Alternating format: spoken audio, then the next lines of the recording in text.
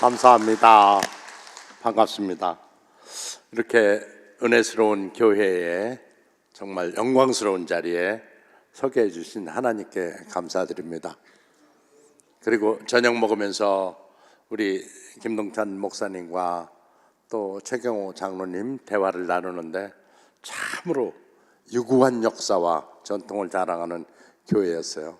그리고 또 북에서 60년 동안 이렇게 정말 선교 활동을 잘 하시다가 이렇게 넘어오신 목사님을 참 이 교회에서 70년 동안 이렇게 정말 유구한 역사, 이러한 교회가 우리나라에 몇 개가 있을까 이렇게 싶습니다. 오늘 제 짧은 간증이 여러분한테 많은 은혜가 되고 회복의 역사가 일어났으면 좋겠습니다.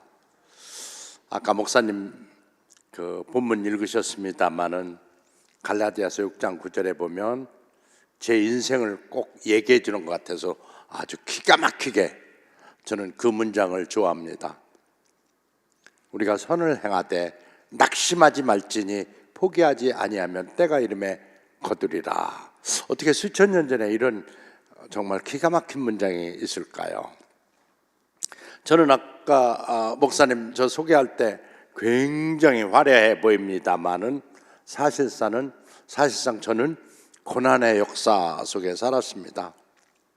우리 어머니가 애를 몇 명 낳냐면 무려 10명을 낳습니다. 그때는 뭐 흉이 아니었다고 그래요. 보통 7, 8명을 낳았으니까요. 나중에 제가 영문과 가서 우리 어머니 별명을 붙였습니다. 하도 애를 많이 낳아서 휴먼 프로덕션 머신이라고. 2년에 한 명씩 애를 낳았어요. 그러니까 저마다 학교를 보낼 수가 없습니다. 고향이 어디냐면 충청남도 청양 칠갑산. 칠갑산 하면 노래 때문에 많은 사람들이 알아요. 콩밤매는 안악내야 배적삼이 흠뻑 젖는구나. 그렇습니다. 우리 어머니는 배적삼 흠뻑 적시면서 애를 10명이나 낳으셨어요. 그러니까 학교를 저마다 갈 수 없으니까 공부 못하는 사람은 안 가르치고 공부 잘하는 사람은 지가 알아서 가고 이렇게 했습니다. 근데 저는 육군사관학교를 공짜로 갈 수 있는 데가 육군사관학교라고 생각해서 거기를 지원했는데 떨어졌어요. 그래서 할 수 없이 일반 대학은 갈 수 없으니까 저는 삼사관학교를 들어갔습니다. 딱 인관하는데요, 딱 보니까 ROTC, 학사장교, 그리고 육사 뭐 이렇게 전부 다 엘리트 장교들인 거예요. 엘리트. 근데 저는 2년제 삼사관학교를 나온 사람, 딱 봐도 그 어린 나이에 와우, 제일 부족하구나 이렇게 느꼈어요. 여기서 부대에서 인정받지 않으면 군인의 꿈, 목표 달성하기 힘들겠다. 장군이 돼야 될 텐데. 저는 어려서부터 장군 소리를 많이 들었어요. 시골에서 크긴 했지만 목소리가 굵고, 또 고등학교 3학년 때까지 총학생회장을 하는 거 보면 이놈은 딱 장군감이다, 딱 군인 체질이다, 이런 소리를. 그래서 저는 자동 군인이 될 거라고 생각을 했고, 또 육사가 떨어지리라는 생각도 못 했는데 고등학교 3학년 때 총학생회장 하면서 많이 놀아서 육사를 떨어졌어요. 그러다 보니까 이제 삼사관학교로 가서 인관을 했는데 와우, 이들과 경쟁해서 내가 이길 확률은 거의 없겠다 싶더라고요. 그래서 공부를 열심히 밤에는 하고 낮에는 정말 새벽부터 일어나서 부지런 떨면서 병사들을 가르쳤습니다. 그러자 서서히 부대에서 소문이 났는데 굉장히 부지런한 사람, 굉장히 똑똑한 사람, 굉장히 헌신적인 사람, 이런 사람으로 정평이 나 있어요. 그러니까 어려운 일이 있으면은 육군 소위 중에서 시키려면 꼭 저를 시켰습니다. 그리고 별명을 똑소이라고, 똑똑한 소이라고 별명을 붙여줬죠. 그런데 이게 운명을 바꿉니다. 부대 내에서 수류탄 폭발 사고가 나는데요, 잘못된 수류탄을 소대장인 제가 투입이 되면서 집어가지고 멀리 던지는데 이후에서 수류탄이 폭발해 버렸어요. 어떻게 됐겠어요? 그날 그 즉석에서 오른손이 이만큼 잘려져 나가버립니다. 그때 철모, 파이바를 쓰지 않았다면 저는 완전 즉석에서 죽었을 겁니다. 근데 방탄모를 썼기 때문에 철모가 막고 밑에 있는 파이바가 막아서 마지막에 뼈가 막아서 뇌에 파편이 전달이 되지 않아서 살은 거예요. 저는 살으리라는 생각은 요만큼도 안 했습니다. 한 5분 정도 살겠지. 왜냐면 혀가 터들어가는 거예요. 막 불로 지지는 것 같은 그 혀가 타들어가는데 도저히 못 견디겠더라고요. 5분 정도 어머니, 아버지 그리고 사랑하는 사람한테 하직 인사를 하고 눈을 감았는데 며칠 지났는지 몇 시간 지났는지 저는 알 수는 없는데 병원인 거예요. 제 모습을 보니까 온몸이 다 붕대 뚫뚫 감겨 있어요. 여기 얼굴만 내놓고는 다 붕대로 감겨 있는 거예요. 와우, 살았구나. 내가 살았네. 이 생각이 딱 첫 번째 들었어요. 근데 손이 없어. 와우, 어떻게 먹고 살라고. 큰일 났다. 이거 오른손잡이가 오른손이 없어졌으니 이거야말로 차라리 술탄 폭발과 함께 죽는 게 낫지. 이거 살아서 어떡하라고. 이건 저주다. 이런 생각이 또 들었어요. 그러다가 그래도 살아있으니까 아니야. 그래도 1초만 늦게 올렸으면 공중 보내질 몸인데 완전히 제껴가지고 신의 각도로 살아남았으니 얼마나 감사한 일인가. 맞아, 감사한 일이야. 근데 뭐하고 먹고 살지 앞으로? 이제 군인은 끝났는데 아무리 생각해도 정말 먹고 살 게 없어요. 가난하지, 비빌 언덕도 없지, 학벌도 없지, 건강 하나가 있는데 손은 하나, 오른손잡이가 오른손은 잃었지. 희망 제로, 꿈 제로, 미래 제로. 완전히 인생에 답이 없어졌습니다. 근데 먹고 사는 것보다 정말 큰 걱정거리가 하나가 있었어요. 그것은 뭐냐면 제가 엄청나게 사랑했던 여자친구가 그때 있었어요. 1년만 있으면 중2를 달게 되고 중2 봉급이면 그냥 먹고는 살겠지 싶어서 결혼을 속으로 맘먹고 있었던 여자친구가 있었는데 여자친구가 보고 싶은 거예요. 근데 온몸 붕대를 뚫뚫 감은 미라처럼 생긴, 화상 입은 사람처럼 생긴 이 모습을 차마 보여줄 수가 없는 겁니다. 그 연락을 못해요. 근데 연락 못한다라고 생각하니까 더 보고 싶은 거예요. 더 보고 싶은데 볼 수 없다고 생각하니까 이제는 파편 맞아서 아픈 게 아니라 가슴이 아프기 시작한 거예요. 그 그리움.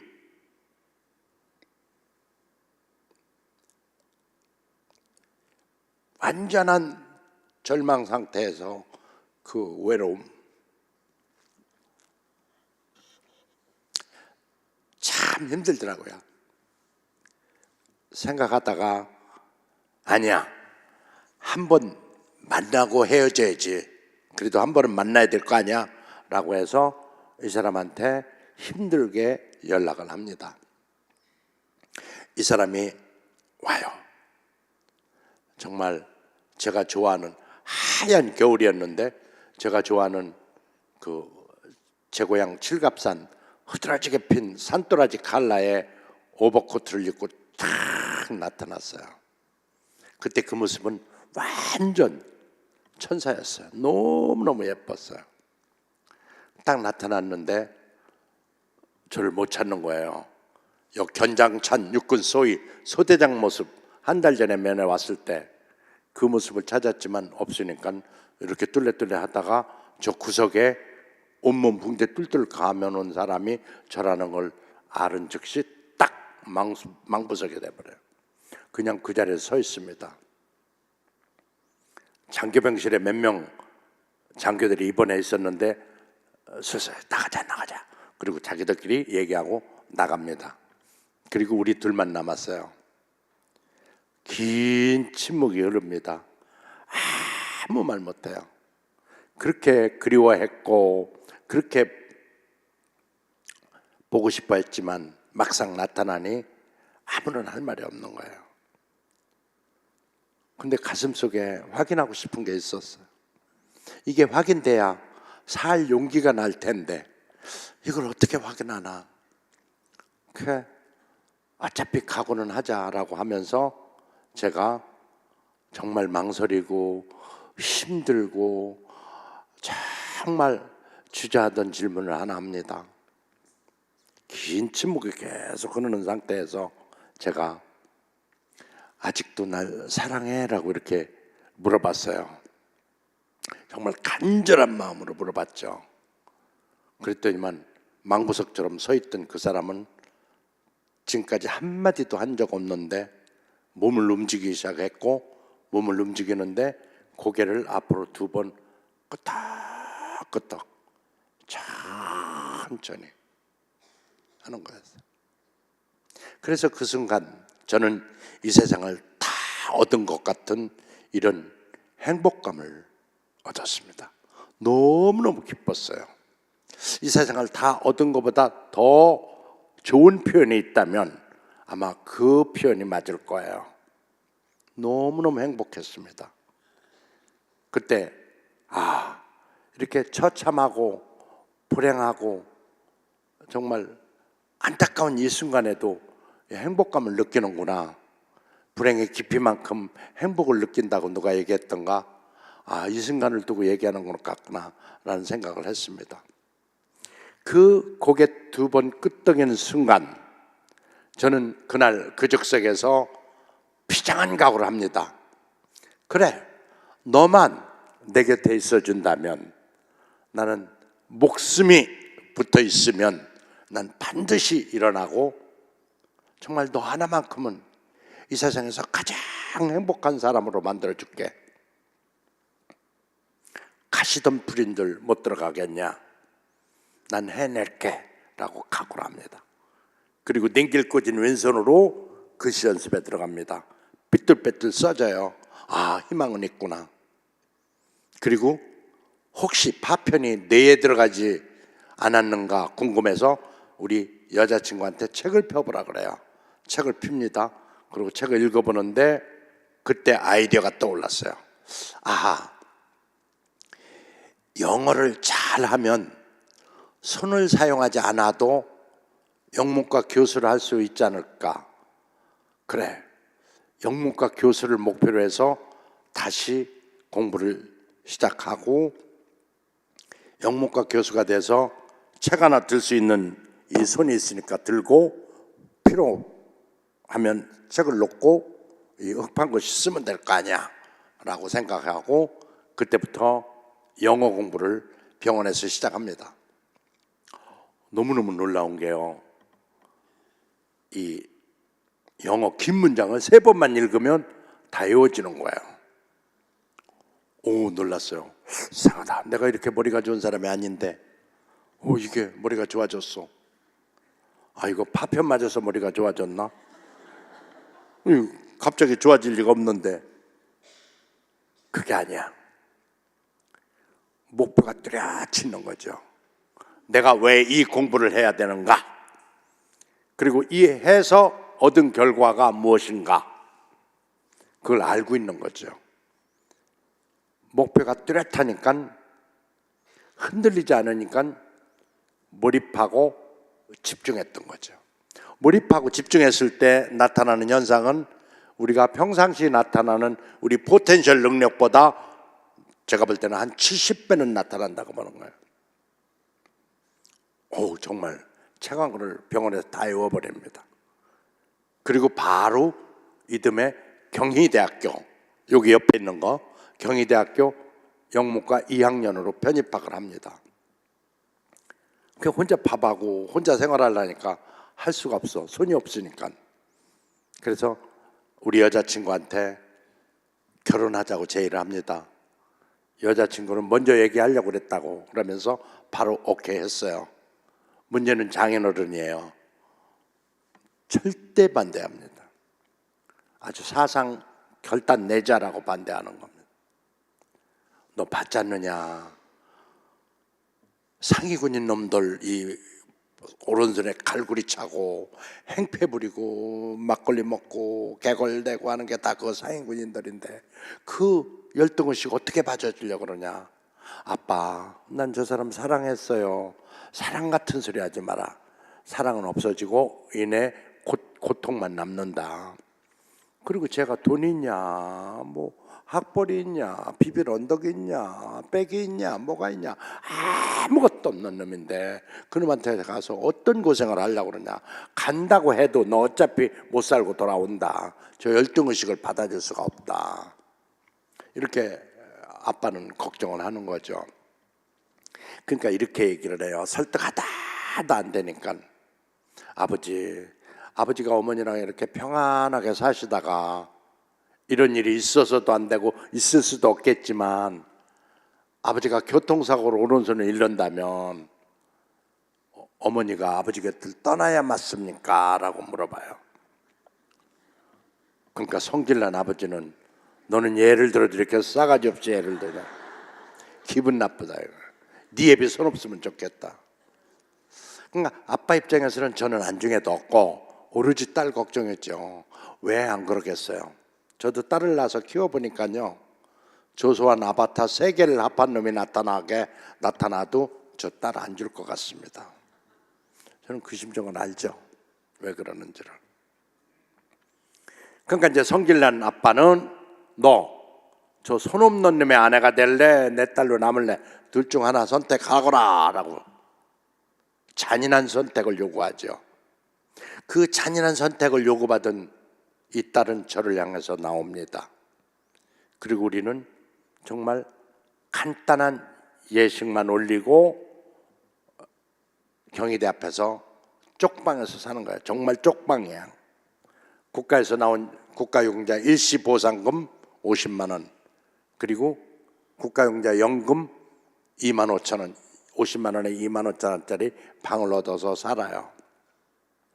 여름이면 물이 뚝뚝 떨어져 방에. 지금 보니까 방도 아니었어. 처마 밑에다가 하나 얹어놓은 거였는데 그 모르고 가장 싼 거 얻다가 그걸 한 거예요. 근데 그 방에서 덜커덕 아기를 갖는 거예요. 와, 우리 먹고 살 것도 없는데 아기를 가졌어. 저는 아기를 어떻게 하면 갖는다, 난다 이런 거 배운 적도 없어요. 그 상태에서 아기를 가졌어. 감사하는 마음으로 애를 낳자는 거예요. 그래서 정말 심하게 감사하지는 않았지만 그때 당시에 낳았어요. 정말 이쁘긴 하더라고요. 그 산후조리하고 얼마나 지났을까? 또 아기를 가졌어요. 이 기세를 보면 또 10명 낳겠다 이거. 그래가지고 못나게 조치를 하고 대학교 4학년 졸업하기 전에 이미 나를 포함해서 4인 가족의 가장이 된 겁니다. 또 그 장군의 꿈은 사라져 영문과 교수가 되겠다는 꿈은 또 사라집니다. 그러니까 제 인생은 좌절의 연속이더라고요. 계속 좌절의 연속인데 그 좌절이 올 때마다 저는 또 다른 목표를 설정을 합니다. 그리고 또 다른 목표를 향해서 또 정진합니다.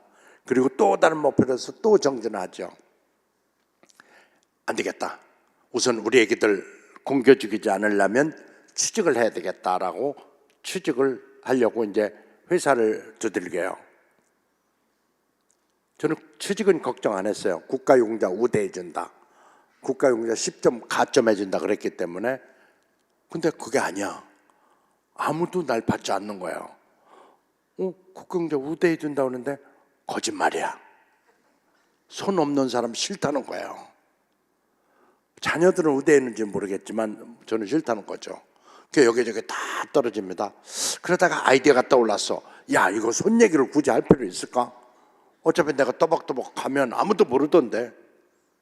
그리고 무릎 위에 두 손 딱 올려놓고 있으면 손 똑같은데 뭐 힘줄까지 다 그려져 있어. 지문까지 다 그려져 있어. 아무도 몰라. 얘기만 안 하면 세상을 속이자.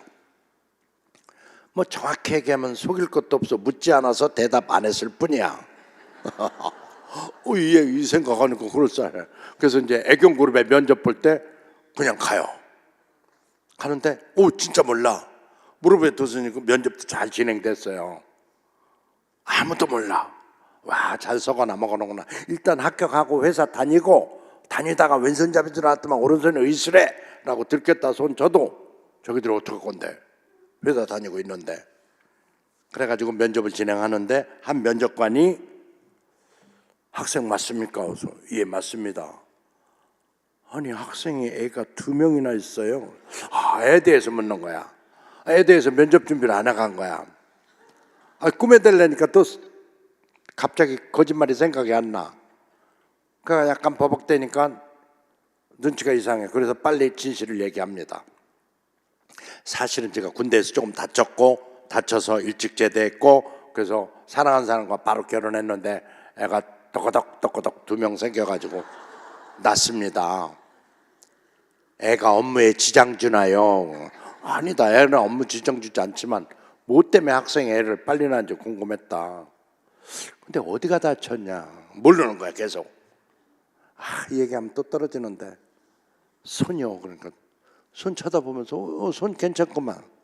예, 괜찮아 보이는데 이 손은 의수예요. 그러니까 그게 의수예요? 그러면서 눈 크게 뜨고 7명의 면접관은 내 오른손을 향해서 쫙 쳐다보는 거야. 어떤 사람은 고개를 갸우뚱갸우뚱하면서 와 깼다 하면 속을 뻔했네 뭐 이런 표정. 어떤 사람은 와 똑같이 생겼다 뭐 이런 표정이고. 표정들은 조금씩 다르지만 면접은 중단이고 아무 소리 안 하고 또 침묵이 흐르는 거예요. 면접 보다가 우리가 5초 동안만 말 안 해봐. 얼마나 깝깝해. 모르겠어. 재보진 않았지만 한 30초는 말을 안 하는 것 같아. 계속 손만 쳐다보고 하는 거야. 이러면서. 그러다 이제 아무래도 이 분위기 깨야 될 것 같은지 가운데 계신 여성 면접관이 한 분 계시더라. 그분이 저기요. 그래서 네. 굉장히 불쌍한 표정을 지면서 부모님은 살아계신가요? 막 이러는 거야. 속으로 손 다친 사람 부모도 없나 뭘? 면접보다 말고 부모를 왜 물어봐? 예 살아계십니다. 어디 계신가요? 충청남도 청양에 살아계십니다. 그렇군요. 부모님 모시고 가서 편안히 사세요. 이게 부자는 가난한 사람 맘모른다고 저보고 즉석에서 부모님 모시고 가서 편히 살아라고 당황해가지고 예? 그랬더니만은 아이고 일어나 보세요. 일어나 나가 보세요. 지금 구로역 애경백화점 그 자리에 거기 이제 구로역에 이제 회기역까지 오려면 1시간 정도 걸리는데 그날 처음으로 나한테 내가 이런 질문을 해봐. 야, 너 왜 사냐? 나 이런 질문 해본 적이 없어. 그래 산다고 치자. 뭐하고 살 건데? 어떻게 살 건데? 대답을 못해. 응? 말을 못하고 있는 거야. 내 자신한테 물어봤는데 대답을 못해. 선택의 폭이 좁아지기 시작하는 거죠. 그때 마침 인천에서 회기역까지 오는 차가 쫙 전철이 들어서는데 저 전철이 가까이 오면 확 뛰어내리려 버리겠어. 이 생각을 순간 해요. 근데 누군가 뒤통수를 빵 치면서 이놈 무책임한 놈, 무능한 놈, 무기력한 놈, 그 정도 각오 못했느냐 뭐. 하나님 음성이었어요. 내가 순간 무슨 생각을 한 거야. 막 식은땀이 쫙 나. 그러면서 나도 모르게 뒤돌아서 뛰는데 어디로 가냐면 면접 장소로 다시 뛰는 거예요. 막 뛰면서 이런 생각을 해요. 그래, 세상에 시키는 대로 이리 가라면 이리 가고 저리 가라면 저리 가고 하는 사람이 되면 안 돼. 내가 세상을 주물러야 돼. 최소한도 난 저 사람한테 면접 퇴장은 당했어도 내가 할 얘기는 하고 나와야 되겠어. 그러고 막 뛰어갑니다. 경비가 막고 비서실에서 막는데 막 사정사정하면서 들어가요. 신입사원 중에요 한 명이 다시 왔는데 꼭 드릴 말씀이 있대요. 그러니까 누군가 모르겠어요. 일단 들어보내봐. 저거든. 표정들이 이거 아까 그놈 아니야? 그런 표정들이에요. 얼굴 빨갛죠. 막 허덕이죠. 밖에 나가서 소주 한 병 처먹고 왔나 보다 이런 생각하는 거 같아요. 딱 손 모으고 고개 숙이면서 꼭 드릴 말씀이 있습니다. 이 말씀 꼭 드려야 됩니다. 앉아라. 앉혀놔야 행패한 버릇 같은가 보죠. 일단 앉았어. 앉아가지고 이런 얘기를 합니다. 누구나 다 두 손이 있습니다. 저도 얼마 전까지 두 손이 있었죠. 그러나 다 한 손으로 글씨씁니다. 누가 양손으로 펜 잡고 글씨 씁니까? 왼손 잡으면 왼손, 오른손 잡으면 오른손으로 글씨 쓰죠. 그리고 일을 머리로 하지 손으로 합니까? 여러분은 지금까지 손으로 일했나요? 머리로 일한다면 여러분 IQ가 저보다 높습니까? 제가 생각할 때 일은 열정으로 하고 책임감으로 합니다. 저는 처자식이 있고 엎친 데 겹친 격으로 오른손까지도 없어서 어차피 어영부영 살 자격은 이미 상실했습니다. 열심히 할 수밖에 없죠. 뭐가 문제입니까? 도대체 왜 면접 보다가 면접을 중단시키고 즉석에서 퇴장 통보를 해야 하나요? 제가 깡패 노릇하다 오른손 잘렸습니까? 내가 나쁜 짓 하다가 오른손 다쳤어요? 난 나라와 결애와 민족을 위해서 기꺼이 내 손을 희생한 자랑스러운 국가유공자입니다. 그러기에 당신들은 입사지원서에 국가유공자 가점, 10점, 우대 이런 식으로 써놨지 않습니까? 근데 국가유공자가 확인된 즉시 가점 우대가 아니라 면접을 중단, 퇴장 통보했지 않습니까?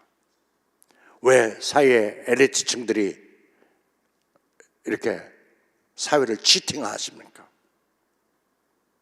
여러분 자식인데도, 만약 여러분 자식이 이 자리에 와서 면접 볼 때도 중간에서 면접 스탑시켜서 퇴장 통보할 수 있을까요? 아니, 내 새끼한테는 그러지 못하지 라고 말씀하신다면 여러분이 오늘 보여준 태도는 지극히 불공평합니다. 어디서 나왔는지 모르는데 막 쏴댔어. 막 쏴대니까 막 이분들이 미안해서 고개를 저를 못 쳐다보고 이렇게 숙이고 있어. 딱 보니까 내 말 듣고 있구나 하는 생각이 들어서 이렇게 몰아붙이기만 하면 안 되겠다. 이거 동정에도 한번 호소해야 되겠다. 여러분, 저는 여러분한테 합격시켜달라고 애원하러 다시 들어온 것은 아닙니다. 다만 저같이 아파하고 상처받고 힘들어하는 사람들이 다시 오면 그들을 감싸고 위로해 주지는 못할 망정 이런 식으로 잔인하게 아픈 부위를 덧쳐서 내보내는 그런 일은 없었으면 좋겠습니다. 오늘 술 안 펴서 너무 죄송합니다. 그리고 인사하고 나가. 누군가 말 걸면 그 말 붙여가지고 계속 하겠는데 아무도 말 걸지 않아. 그 나가는데 한 두 발짝 정도 나갔을까? 잠깐만요. 네, 그러고 쳐다보니까 그 가운데 계신 여성 면접관이 손꼽을 놔서 앉으라는 거야. 다시 와서. 그분이 알고 보니까 애경그룹의 오너 장영신 회장님이셨어요. 네, 그리고 가서 앉았어요. 막 소리 뒤적거리면서 무슨 과 나오셨다고 그랬어요? 그래서 저한테 물어본 적도 없는데 저 영문과 나왔습니다. 그러면 영어도 잘하시겠네요. 그래서 조금 그랬더만은 그러면 지금까지 쭉 하신 얘기 있잖아요. 그래서 네, 그 영어로 다시 해보세요. 큰일 났어. 왜냐면 나도 막 화나서 막 쏴붙인 얘기라서 내가 무슨 얘기했는지 기억도 안 나는데 영어로 하라는 거야. 이거 해야 돼 말아야 돼 막 망설였는데 그때 또 하나님의 계시를 내리는 거야. 서환아, 네, 영어로 말해. 너 영어 잘하잖아. 어차피 네가 영어로 말해도 그 사람들 못 알아듣는다.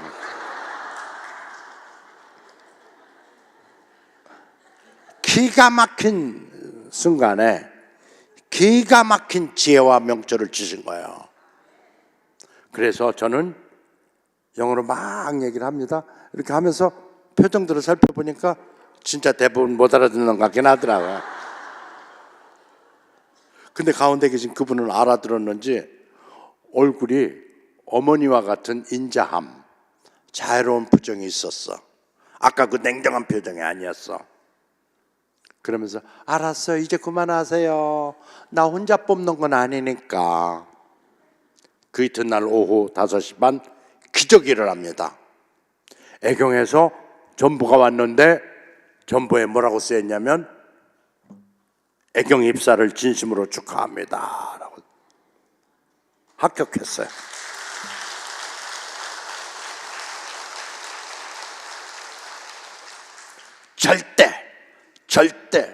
절대 포기하지 마라.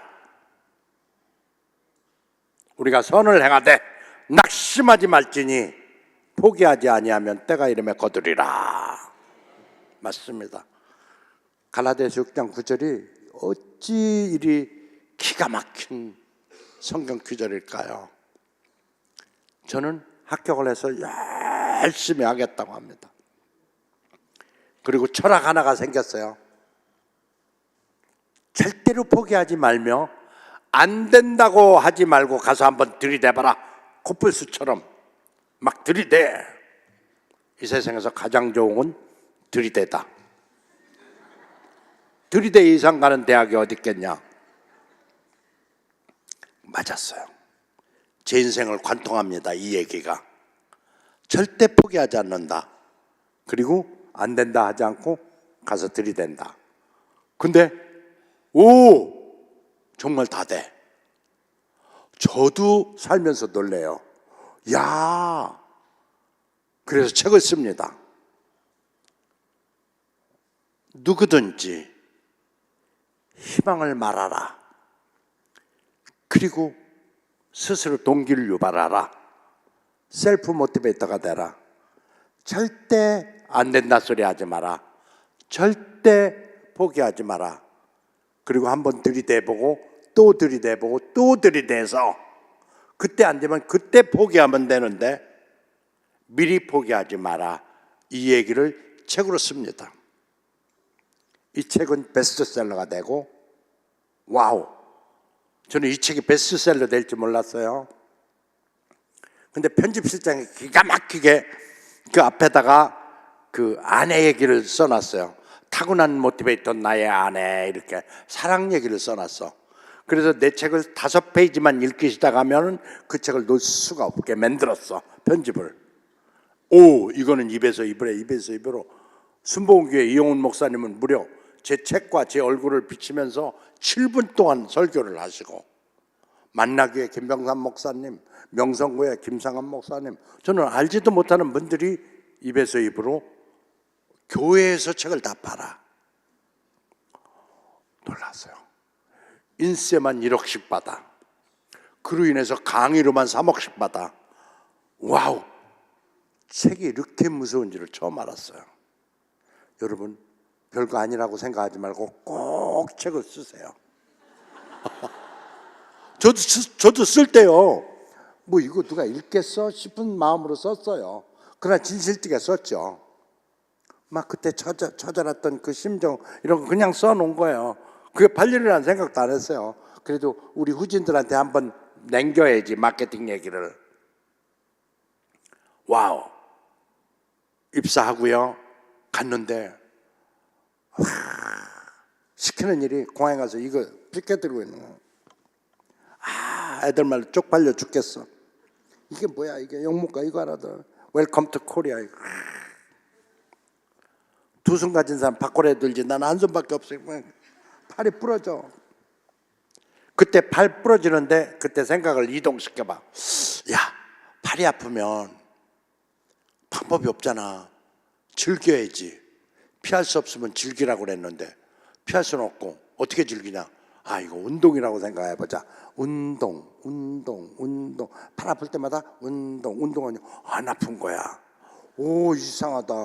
그렇게 아팠던 팔이 운동이라고 말하고 외치는 순간 안 아픈 거야. 오, 이거 이상하다. 그때 하나 또 깨달은 게 있어. 크게. 아, 인생은 멘탈이다. 피지컬한 게 아니다. 근데 그들이 주는 명함을 봤어요. 그동안에 팔 아프다고 명함을 주면 여기다가 손은 없으니까 입에다가 찢었어. 명함을.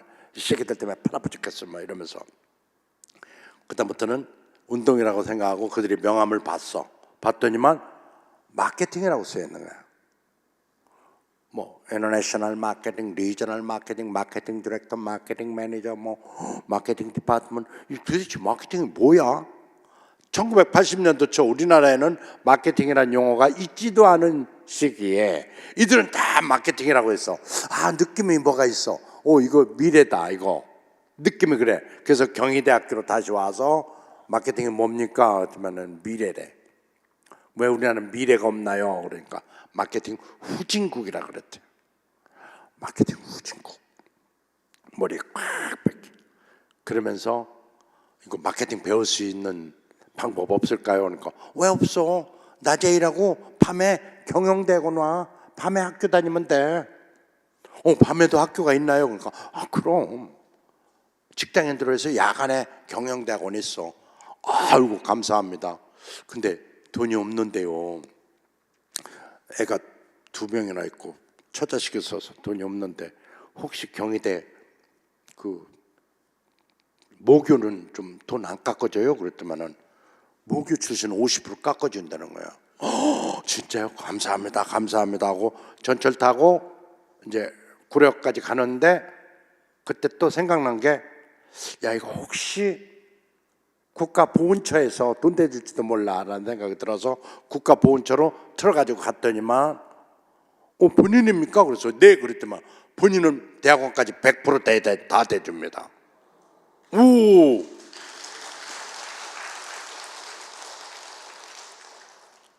마태복음 7장 7절에 보면 문을 두드려라. 그러면 열릴 것이다. 구하라. 찾아줄 것이니까. 그래가지고 저는 대학원 정말 돈 하나도 안 들이고 이렇게 2년 동안 금방 끝나요. 이야, 기가 막힌 게 2년 뒤에 공항에서 명함 줬던 그 사람들이 한국으로 진출하는 거야.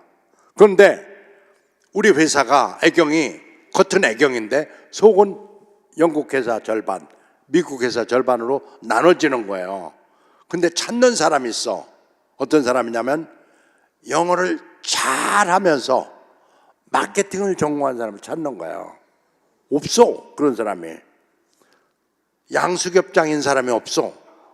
근데 이상하게 손 하나 없는 놈이 양수겹장이야. 참 인생 아이러니야. 준비된 자에게는 기회가 올지어라. 반드시 와. 그래가지고 저는 그때부터 마케팅을 들어가. 마케팅을 들어가서 외국인들은 손 하나가 없던 뭐 얼굴이 호킹스 박사처럼 찌그러졌던 그런 건 상관이 없어. 우리나라 사람들은 편견을 갖고 있어도 외국인들은 그런 편견이 없어. 그들 밑에서 정말 저는 아주 마케팅의 진수를 배워요. 학문적으로 학교에서 배웠고 실제 마케팅의 진수를 내 보스가 네덜란드 여자, 내 보스의 보스가 프랑스 남자, 내 보스의 보스가 영국인 남자, 이 3명 딱 제끼면 회장님으로 관통하는 거야. 기가 막힌 기회가 온 거야. 그리고 이들과 싸워. 더러는 영어로 막 싸우는 거야. 영어로 싸우기 쉽지 않아요. 근데 회사를 대신해서 이들과 싸울 수 있는 나라는 거를 회장님이 다 알아. 회장님 엄청 예뻐해. 드디어 이제 대형 히트 작품이 나와요. 어느 날 광고를 보는데 아모레에서 샴푸 아린스가 하나로 아모레 투웨이 샴푸 이렇게 광고 나와. 이쪽은 샴푸와 린스가 하나로 럭키 랑데뷰 샴푸 이렇게 광고 나와. 근데 딱 보니까 나 광고 없이도 얘들 걸 다 끌어다가 내가 광고를 쓸 수 있는 아이디어가 생겼어. 그래가지고 저는 빨리 몰래 애경 하나로 샴푸를 특허청에 브랜드네임 등록하고 1년 뒤에 샴푸와 린스가 하나로 샴푸 그랬지. 그러니까 이쪽 광고 보고 내 거 집어가고 저쪽 광고 내 거 집어가고 내 광고 보고 내 거 집어가서 6개월 만에 샴푸장을 다 때려눕히고 넘버원 브랜드가 창당이 된 거예요. 회사에만 어마무시한 매출과 수익을 갖다 주는 거예요. 제 아이디어로. 회장님 볼 때 제가 이쁠까요? 안 예쁠까요? 엄청 예뻤어요. 2계급 특진합니다. 그리고 미국 다이어사가 이 하나로 샴푸를 계획해서 한 사람을 데려와라. 미국의 가장 큰 헤드헌터 콘페리가 저를 컨택을 해요. 홍콩 지사가. 그래서 콘페리에 의해서 저는 연봉을 갑자기 3배로 건너뛰면서 컴퍼니 카가 지급되고 회사 오피스가 지급되고 해서 미국 회사로 갑니다. 연봉 3배에. 그 놀라운 정말 변화가 생기는 거야. 그때 생각난 사람이 누구였냐면 딱 한 사람. 장인 어르신. 이분을 모셔와야 될 것 같아. 이 카파티 같은 내 방.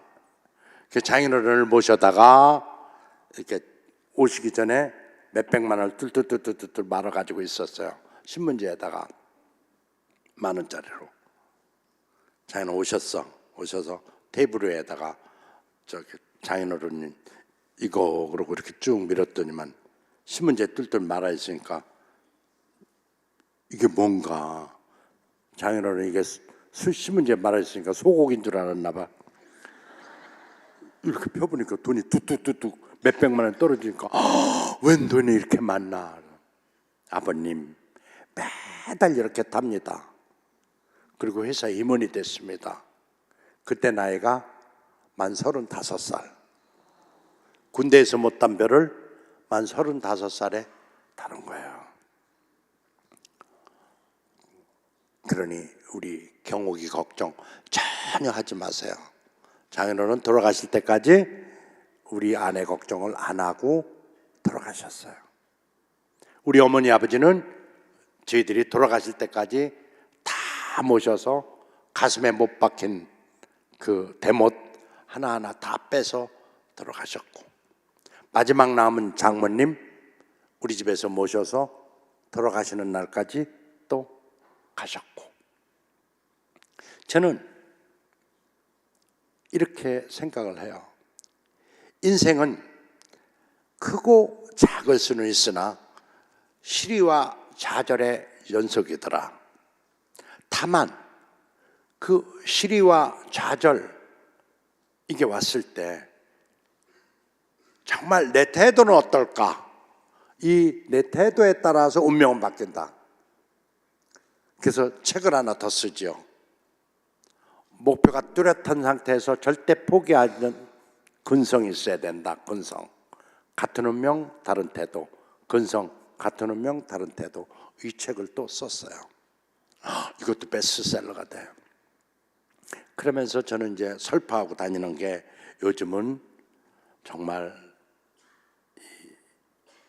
우리가 어려움은 다 있지만 그걸 내 태도에 따라서 완전 인생을 뒤바꿀 수 있음을 젊은이들한테 얘기하고 다니는 거죠.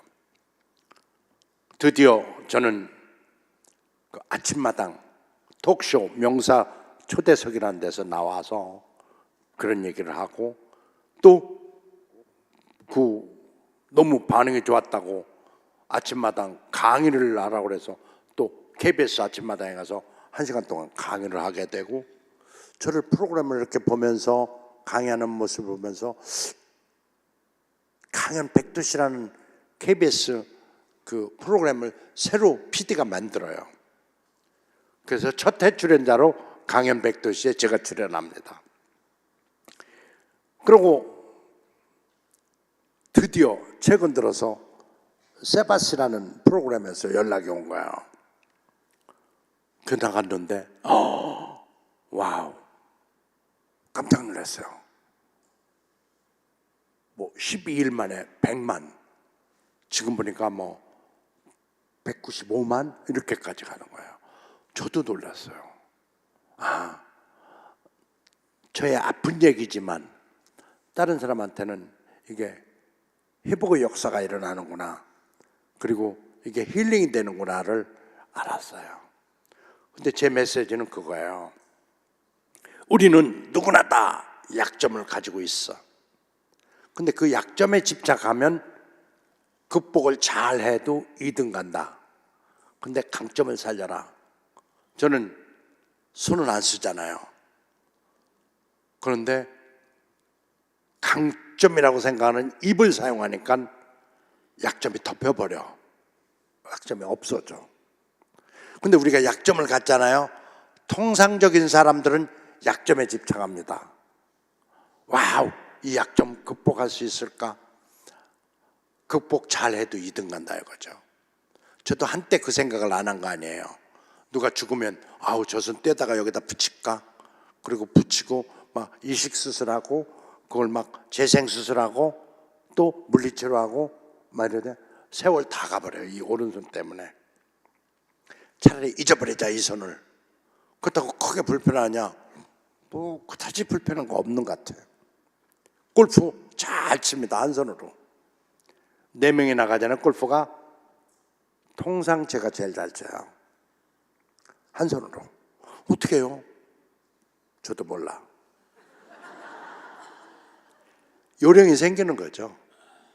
골프는 알고 보면 두 손 가지고 장적 패드 빼는 게 아니라 허리 돌려서 손 뻗는 거야. 근데 어떤 손을 뻗어? 왼손을 뻗어. 지금도 여기 올 때 제너시스 90 끼른 거 엄청 길어. 제가 몰고 왔습니다. 운전기사 안 왔어요.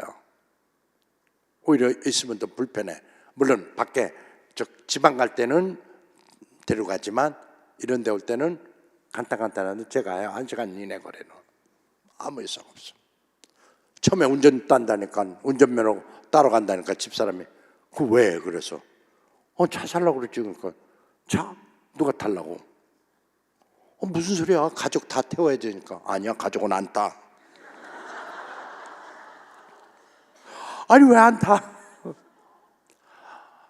아니 몰살할 일 있어. 그 차를 타게. 지금까지 기스 한 번도 안 내고 잘 타고 있어요.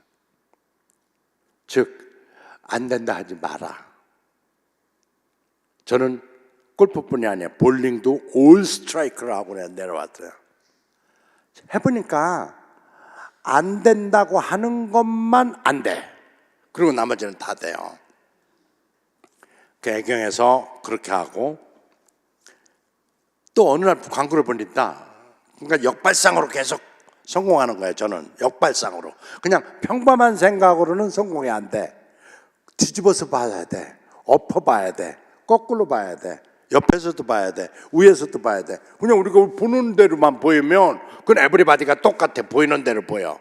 근데 뒤집어 보고 엎어 보고 거꾸로 보고 측면으로 보고 위에서 보고 이렇게 해야 코끼리 다리 만지는 우를 범하지 않는다는 거죠.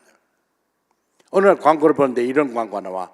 치주염, 치은염, 잇몸질환, 미백효과, 충치 예방, 구취제거, 페리오 토탈. 가장 막강한 LG에서 페리오 토탈을 만들어요. 근데 여기에 뭐야? 치주염, 치은염, 잇몸질환, 미백효과, 충치 예방, 구취제거. 참 말이 안 되는 치약이다 고 생각을 했어. 왜냐? 이빨 닦았는데 구취가 나면은 뭐 이빨 왜 닦어? 쓸데없는 소리를 거기다 다 붙이는 거야. 그래서 저는 치약할 생각 없다가 치약을 만들어냅니다. 그리고 좋다 소리를 단 한마디도 안 해. 딱 브랜드만 얘기해. 2080.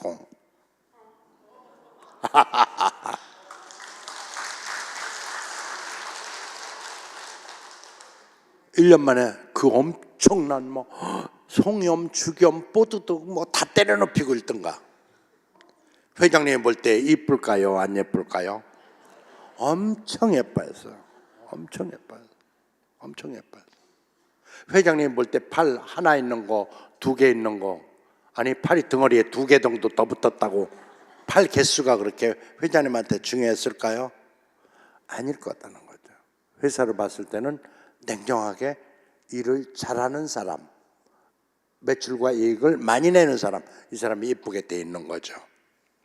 저는 진급이나 이런 거는 신경 써본 적이 없어요. 왜? 자동시키니까. 월급을 올려줘야 되는데 기여를 많이 했으니까 월급 올리려면 진급을 해야 되는 거야. 진급시켜야 월급 올라가니까. 그래서 그런 것들은 걱정을 안 했어요. 급기야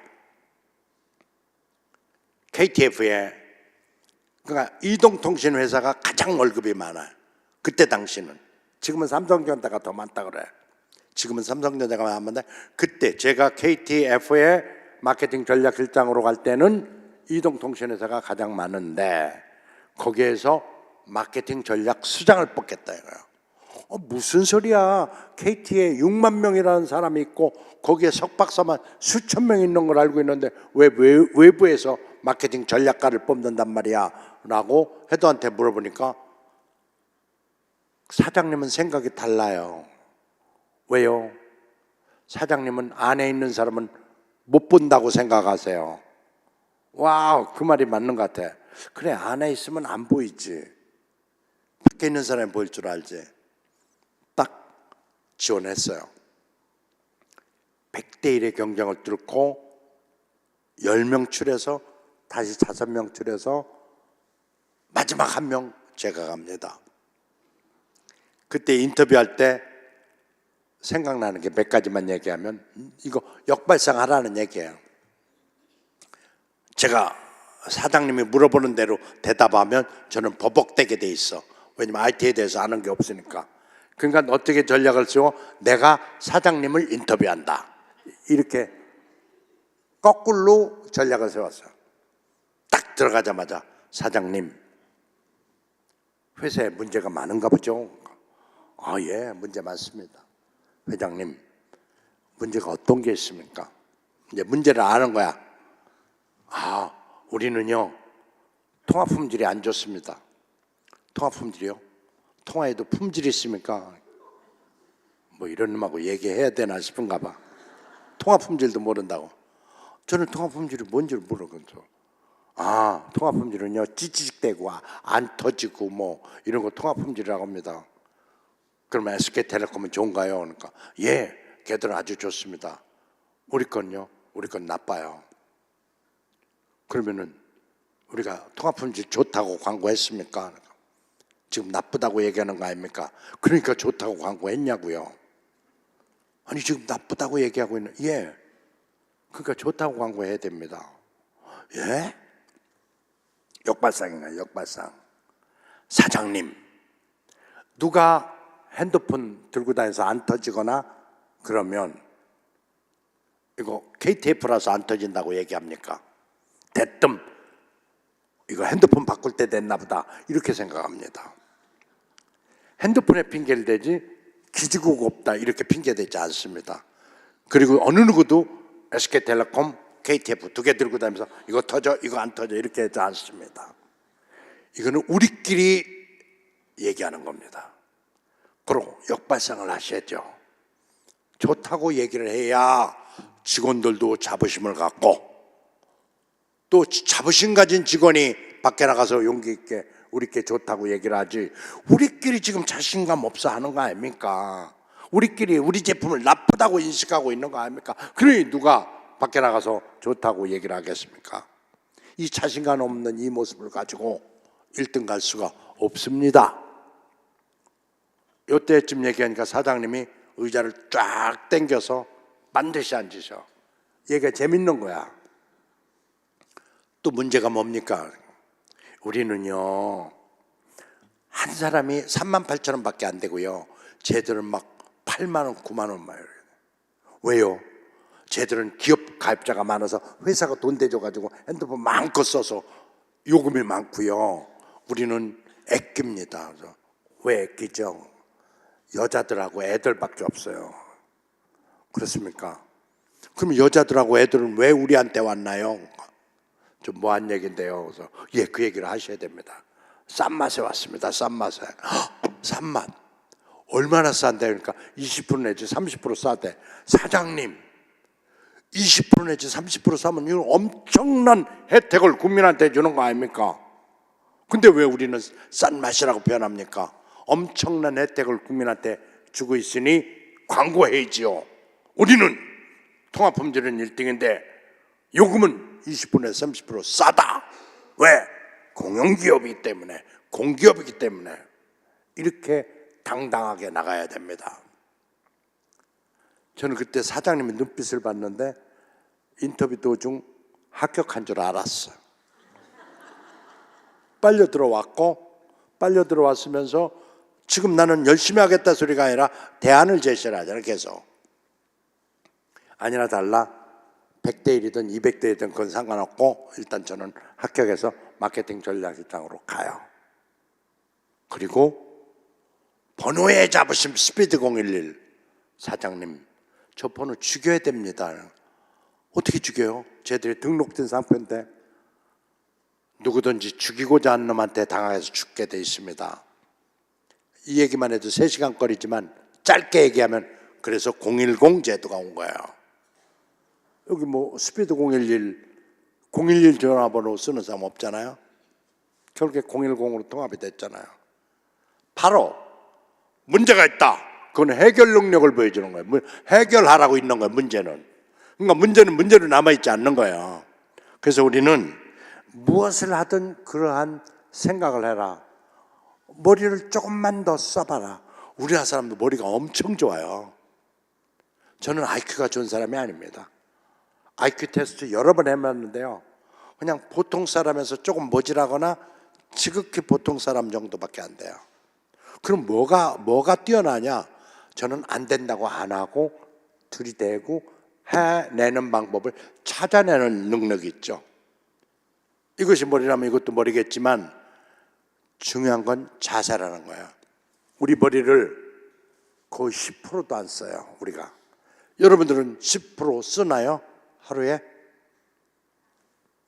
저도 오늘 5% 정도도 안 쓴 것 같거든요. 머리를. 우리가 머리 왜 쓰고 다녀요? 무슨 용이에요? 머리가? 모자 쓰기 위해서 갖고 다니는 머리를. 실제 뇌를 써야 되는데 안 쓴단 말이에요. 오늘 장로님하고 얘기하는데 참 장로님한테 임팩트 있는 소리 들었어. 내 나이 70이지만 책을 쓰려고 합니다. 오, 굿아이디어. 지금 책을 쓰기 시작하면 100세까지 사신다고 볼 때 30년을 쓰셔야 돼. 이제 절반 조금 넘도록 사셨다고 보면 돼. 30까지 공부했고 30년 살았으면 딱 절반 사는 거야. 지금 가장 위스덤이 꽉 찰 나이가 70이에요.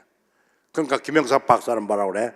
우리들어 살아보니 100세까지 살아보니 65에서 70 요때 가장 좋은 때더라 라는 얘기가 바로 알 거 다 알고 지혜와 지식과 이런 것이 충만됐다는 얘기예요. 그러니까 나이는 뭐야? 수치에 불과하다. 그래서 또 문제가 뭡니까? 그랬더만은 우리는 역사가 짧아요. 쟤들은 막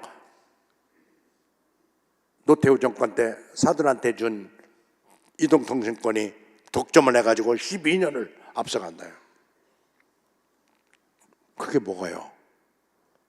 그는 올드맨으로 치면 됩니다. 우리는 영맨, 젊은 기업으로 치면 돼요. 이쪽은 올드한 회사, 우리는 젊은 회사.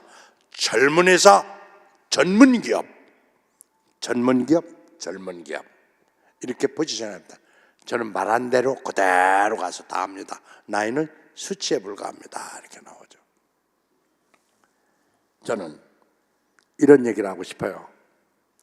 진짜 우리가 젊든 장년이든 중년이든 그런 거 따지지 말자. 우리가 목표를 뚜렷이 세우고 그걸 해서 정진하면 기가 막힌 일이 생긴다. 그러면 또 좌절이 없나? 또 좌절이야. 저는 쇼를 하라, 쇼. 이걸 가지고요 사상 최대 실적을 냅니다. 5조 하던 회사는요 8조 5천으로 갑니다. 우리 회사가. 그러자 KT가 우리를 M&A하고 저는 KTF 출신이라 자리를 잃습니다. 55세 자리를 잃었을 때 제 전략은 이랬습니다. 최대로 소문을 내자. 나 잘렸다고 얘기를 하고 다니자. 안 물어본 사람한테도 괜히 막 똑똑거리고서 나 잘렸어. 그러면 뭐 잘린 게 무슨 출세한 거야 말을 자꾸 자랑하고 다니게. 왜냐? 그 잘렸다고 해야 나한테 어프로치하기가 쉬우니까. 아니야 달라. 세라자멘이라는 회사가 KTF 부사장 월급 그대로 줄 테니 중국 가서 일하겠느냐. Why not? 그래서 중국 가서 5년 동안 중국 생활을 해요.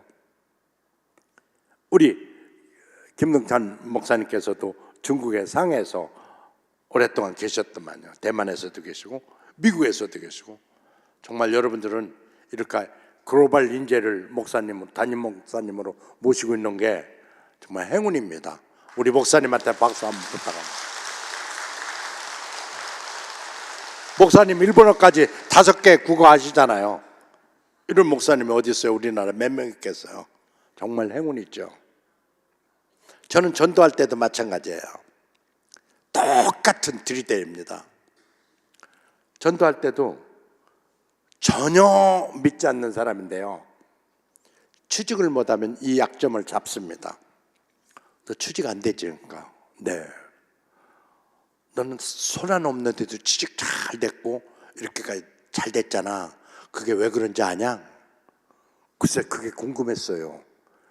야, 용을 그려놓고 눈을 안 그리면 그게 활용점정이라고 그러는데 용이 안 되잖아. 눈을 그려놔야지. 우리 인생 그렇단다. 믿음이 있어야, 또 크리스찬이 돼야 이게 인격체가 완성이 되는 거야. 그리고 하나님이 도우셔야지 사람이 도와갖고는 안 돼. 네가 믿으면 틀림없이 나 회사 취직한다. 믿을래 안 믿을래? 믿을게요. 그래갖고 그다음부터 와서 아주 독실한 크리스찬이 됐고 그 사람은 진짜 취직해서 인류회사에 들어가 있어요. 그런 사람들이 지금 작년에만 들어온 사람은 10명 넘어요. 믿음이 없는 사람들. 근데 실제로 내가 거짓말하냐? 아니야.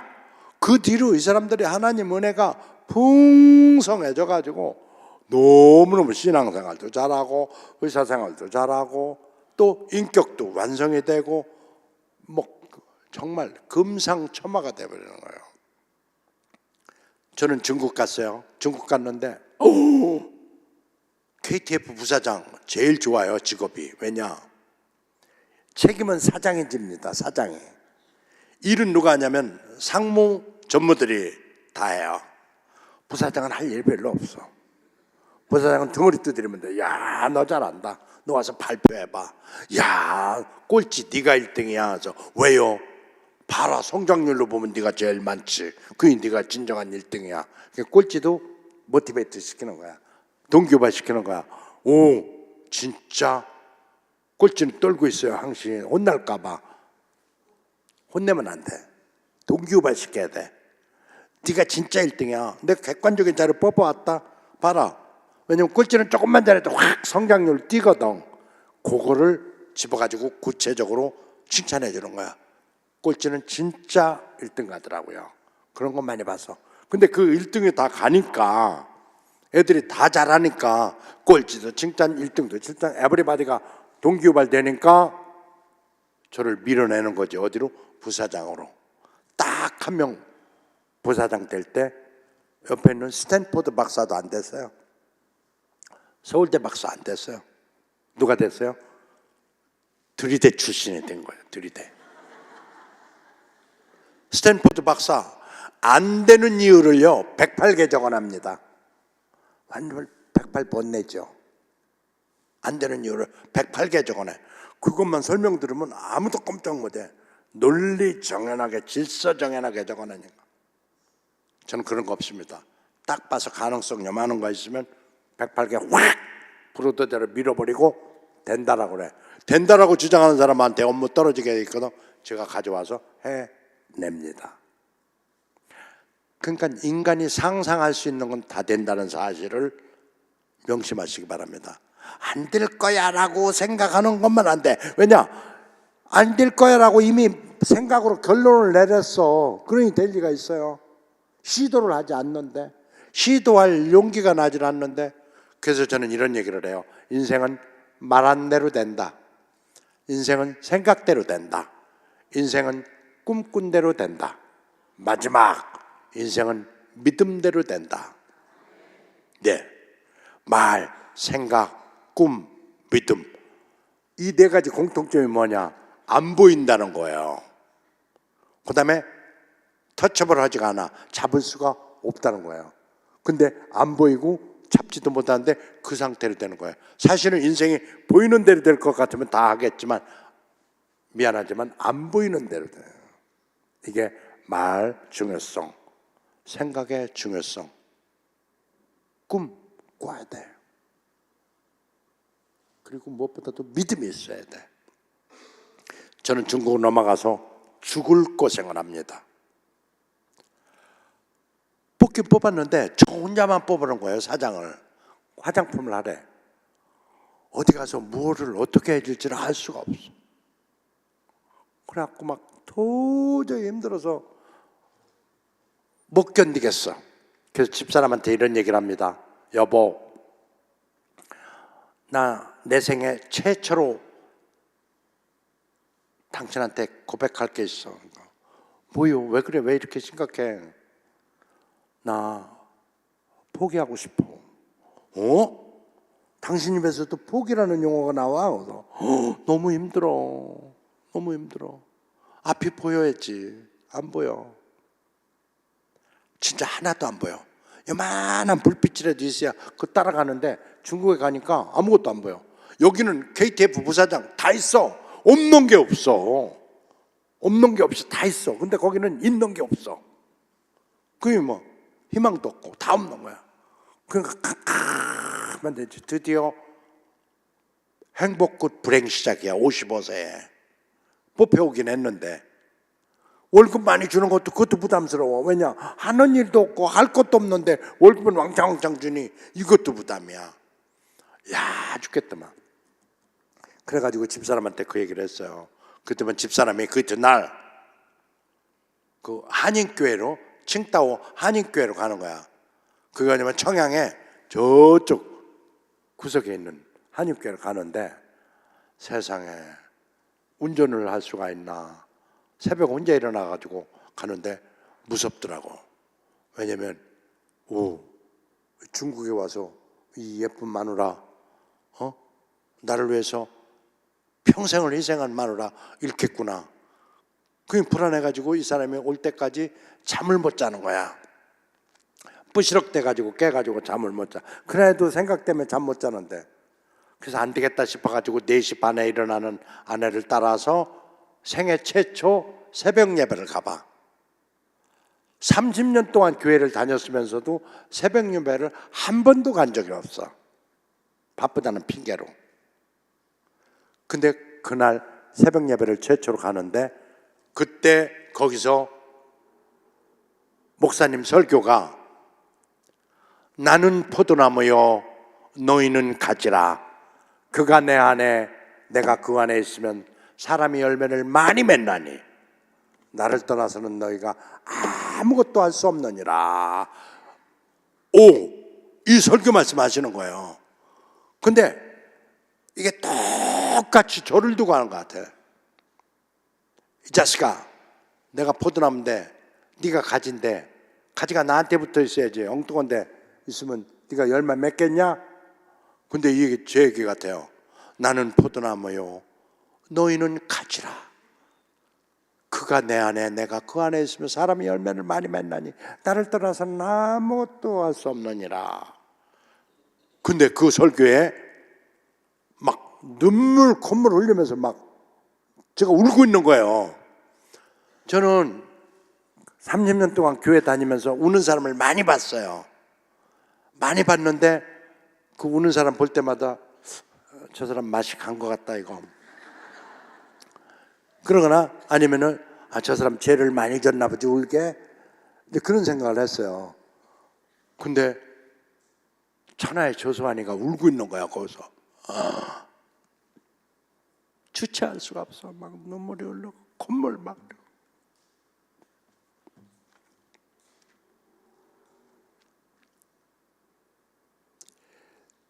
우리 아내가 옆에 있다가 이렇게 쓰다듬으면서, 애기처럼 쓰다듬으면서 잘 될 거야, 염려하지 마, 염려하지 마, 기도를 해. 그리고 30년 동안 기도하는 방법을 모르는 제가 그때부터 기도를 배워. 기도를 그렇게 하는 게 아니야. 구체적으로 해야 돼. 당신이 원하는 걸 구체적으로. 엄마는 아기가 울 때 얘가 기저귀 갈아달라고 우는지 아니면 젖달라고 우는지 어디가 찔려서 아파서 우는지를 엄마는 알아. 근데 당신은 신앙인으로 볼 때는 30년 동안 교회는 다녔지만 한 번도 빠진 적은 없어. 주일 성수는 했어. 주일 성수를 어떻게 했냐? 뭐 교회에서 자나 집에서 자나 자는 건 마찬가지지 뭐, 이런 식으로 간 거야. 그냥 옆에서 볼 때, 아내가 볼 때 얼마나 불쌍하게 봤겠어. 정말 불쌍하게 봤을 거야. 그러니까 그 가슴도 알만해. 그리고 어떻게 해야 되는 게, 기도를 이제 그때부터 배우는 거야. 목표가 뭐야? 그래서 나 100만 RMB만 팔게 해줘. 100만 RMB. 세상에 1억 7천만 원어치야. 그 8조 5천 하는 회사에서 1억 7천. 돈도 아니야. 그건 뭐 1시간 광고비밖에 안 돼. 우리 금방 다녔던 회사에서. 근데 이걸 판매해 달라고 기도를 하는 거, 세라젬에서. 기도를 하니 기적이 일어나는데 금방 1억 7천이 아니라 훨씬 뛰어넘는 게 100만 RMB가 아니라 138만 RMB가 달성이 되고, 그 다음에 목표를 상향 조정하라 그래서 또 300만으로 조정했는데 초과 달성하고, 500만으로 했는데 500만 우리 하나가 금방 달성되고 그러는 거야. 와, 이거 기도빨 맥히는구나. 그래갖고 이제 막 1000만까지 치솟아 올라갑니다. 그때부터 기도하니까 1000만이 되자 이제 내 기도빨은 잘 맥혀. 그리고 하나님은 역시 나를 예뻐하시네. 그러면서 슬슬 기도를 게을리하고 안 하고 새벽 예배 안 가. 그러니까 거기서 멈춰 있는 거야. 1000만에서 멈추는 거예요. 그래서 무섭더라고, 멈추니까. 근데 조금 있으니까 내려가, 이게 800까지. 야, 이때는 정말 더 죽겠는 거야. 100만에서 왔다 갔다 할 때보다 훨씬 더 죽겠는 게 그때야. 그래서 다시 기도하는 사람은 어때요? 30년 교회를 다녔지만 실질적으로 은혜를 받은 건 30년 뒤에 가장 고난이 겹치고 시련이 겹쳤다고 생각했던 그 중에서 고난 중에 주님은 찾아오셨어요. 진짜 그때부터 저는 기도하는 사람이 됐고, 전 직원을 크리스찬화 시키고 하루 종일 기도합니다. 어느 때는 3종 세트 기도를 정했어요. 주기도문, 시편 23, 그리고 야베스의 기도. 하나님이시여, 원컨대 주께서 내게 복을 더하사 나의 지경을 넓히시고 주의 손으로 나를 도우사 나로 환난에서 벗어나 근심이 없게 하옵소서.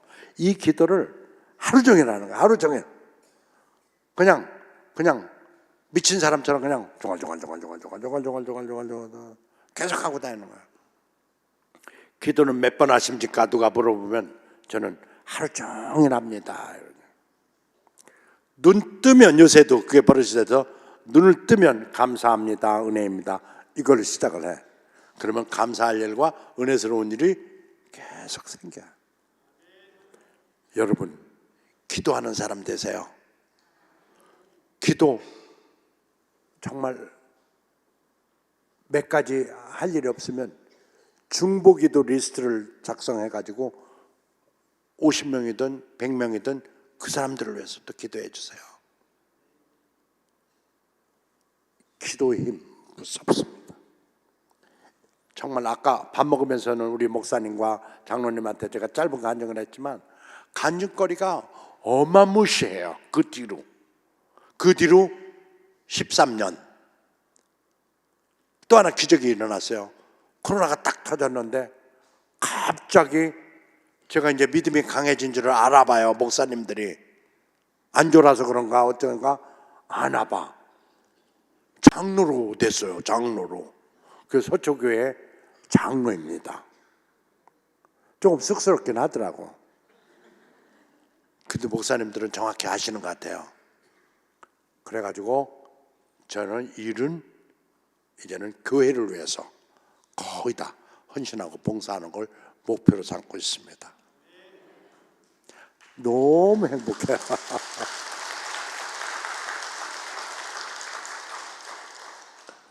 오늘 너무 은혜스러운 게 여기서 보면 다 보여요. 누가 카톡 하는지 누가 어영부영 하는지. 근데 이렇게 보니까 와우, 단 한 분도 자세 흐트러지지 않고 이렇게 정말 간증을 들으시는 모습 보니까 우리 광석교회는 정말 아주 대한민국 최고로 은혜롭고 성령 충만한 교회가 될 것 같습니다.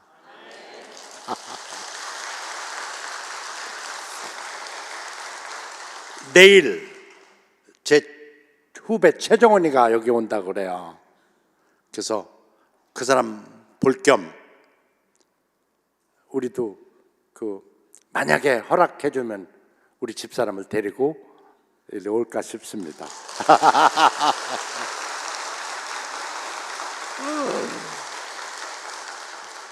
정말 여러분, 제 짧은 간증이 여러분한테 회복의 역사가 일어나고, 혹시 자신감 없었다면 저 팔없는 저 사람도 해내는데 내가 왜 못해? 라고 이 자신감을 좀 가졌으면 좋겠고, 무엇보다도 힐링이 됐으면 좋겠습니다.